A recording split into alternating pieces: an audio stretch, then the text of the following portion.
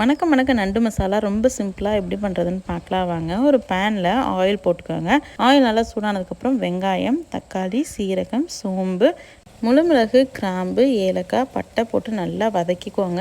வெங்காயம் தக்காளி நல்லா வதங்கி வந்ததுக்கப்புறம் மஞ்சத்தூள், சீரகத்தூள், மிளகாய்த்தூள், மல்லித்தூள், கல்லுப்பு சேர்த்து நல்லா வதக்கிக்கோங்க.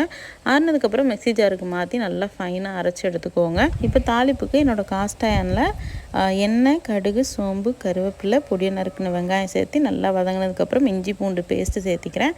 இதுவும் நல்லா வதங்கினதுக்கப்புறம் நான் 3/4 கிலோ அளவுக்கு நண்டு எடுத்துருக்கேங்க. அதையும் ஆட் பண்ணிக்கலாம். இன்றைக்கி நான் கடல் நண்டு தான் ஆட் பண்ணுறேன்.